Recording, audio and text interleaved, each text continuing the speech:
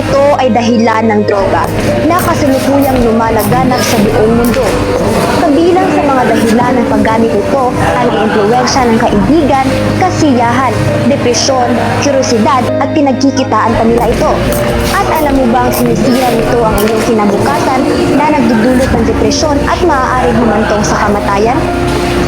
Ang pamahalaan ng gobyerno sa Pilipinas ay naglunsad ng batas kung saan ang RA 9165 o ang Comprehensive Dangerous Drugs Act of 2002 ay nakatupad at ang dating Pangulong Rodrigo Duterte ay naglunsad ng kampanya laban sa salot ng droga at ito ay ang War on Drugs taong 2016.